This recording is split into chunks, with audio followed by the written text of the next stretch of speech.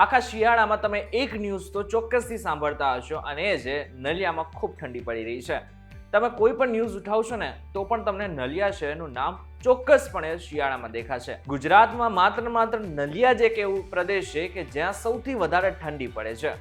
એક આંકડા પ્રમાણે ડિસેમ્બર 2025માં આ વખતે પણ રેકોર્ડ બ્રેક ઠંડી નલિયામાં જ પડી છે.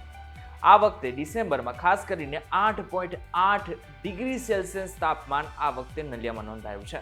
પરંતુ ક્યારે પ્રશ્ન થયો કે શા માટે થઈને નલિયામાં જ આટલી બધી ઠંડી પડે છે? શા માટે થઈને હંમેશા સમાચાર પત્રોમાં નલિયાનું નામ જ આવે છે? આ જો તમને નથી ખબર ને તો આજનો આ ખાસ વિડીયો તમારા માટે જ બનાવેલ છે. આ વિડીયો એકવાર પૂરો જોઈને જજો.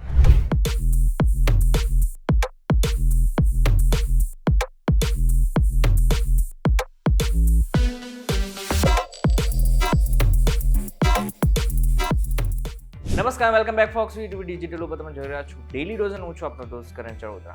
સૌથી પહેલા તમે આ મેપ જુઓ. આપણા ભારત દેશનો મેપ છે. એની અંદર સૌથી પહેલા આપણે સમજી લઈએ કે ગરમી અને ચોમાસા દરમિયાન પવનો કઈ રીતે ફૂંકાતા હોય છે. તો સામાન્ય રીતે શું થતું હોય છે કે દક્ષિણ દિશામાંથી ઉત્તર દિશા તરફ હંમેશા ઉનાળાના પવનો અને આની સાથે ખાસ કરીને ચોમાસાના પવનો ફૂંકાતા હોય છે. અને એ જ રીતે વરસાદ અને ગરમી પણ પડતી હોય છે. સામાન્ય રીતે જોઈએ આપણે તો શું થતું હોય છે કે વરસાદના દિવસોની અંદર સૌથી પહેલા કેરળમાં વરસાદ આવે, આ બાદ એનાથી ઉપર પવન ચડે છે, એ બાદ મહારાષ્ટ્ર અને ગુજરાતમાં આપણે પવનનો અને આની સાથે વરસાદનો અનુભવ થતો હોય છે. અને એવી રીતે ચોમાસાની શરૂઆત થતી હોય છે. પરંતુ જ્યારે ચોમાસું પૂરું થાય છે ત્યારે એ દરમિયાન જે પવનો પહેલા દક્ષિણ દિશાથી લઈને ઉત્તર તરફ ફૂંકાતા હતા એ જ પવનો હવે ઉત્તરથી દક્ષિણ દિશા તરફ ફૂંકાવા લાગે છે.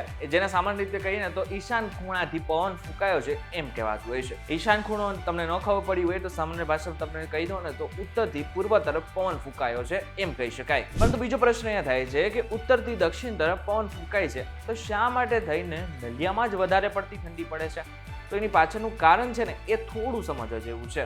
આમ જોવા જાય ને તો દરિયાની આસપાસના જેટલા પ્રદેશો હોય છે ને ત્યાં ન તો ગરમી વધારે પડતી હોય છે, ન તો ઠંડી વધારે પડતી હોય છે. પરંતુ નલિયા એકમાત્ર ગુજરાતનું અને આની સાથે ભારતનું એક એવો પ્રદેશ છે કે જ્યાં સૌથી વધારે ઠંડી પડે છે. તો એની પાછળનું કારણ શું છે? સામાન્ય રીતે દરિયાકાંઠે હુંફાળી અને ભેજવાળી હવા તાપમાનને સંતુલિત રાખે છે. પરંતુ શિયાળામાં નલિયા તરફ ઈશાન ખૂણાથી પવનો ફૂંકાય છે જે અરબ સાગર તરફથી આવતી ગરમ હવાને અટકાવી નાખે છે. પરિણામે દરિયાની મધ્યમ અસર નલિયા સુધી પહોંચતી નથી. બીજું કારણ છે અને એ પણ સમજવા જેવું છે, રણને કારણે પણ ત્યાં ઠંડી વધારે પડે છે.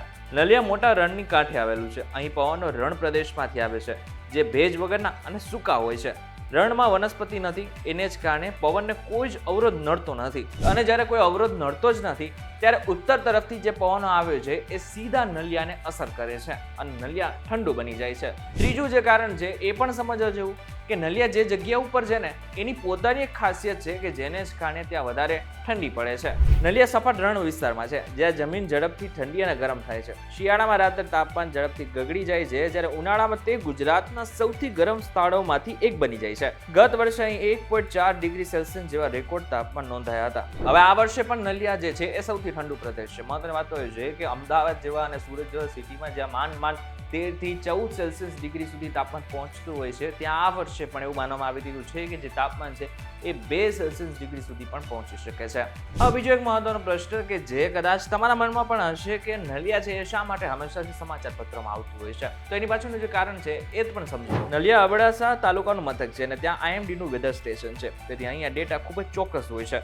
રણના અંદરના ભાગમાં મથક ન હોવાથી નલિયા રાજ્યના એક્સ્ટ્રીમ તાપમાનનું પ્રતિનિધિત્વ કરે છે. ઇન શોર્ટ તમે હવે સમજી ગયા છો કે શા માટે થઈને નલિયા છે એ હંમેશાથી ગુજરાતનો સૌથી વધારે ઠંડો પ્રદેશ બનીને રહેતો હોય છે. ત્યારે આ બાબતને લઈને તમારું શું કહેવું છે મને જરૂર કમેન્ટ કરીને ચોક્કસ કહેજો. વિડીયો પસંદ આવે તો વિડીયોને લાઈક અને શેર જરૂરથી કરજો તથા આ જ ઇન્ફોર્મેટિવ વિડીયોઝ માટે વીટીવી ડિજિટલ સાથે જોડાયેલા રહેજો.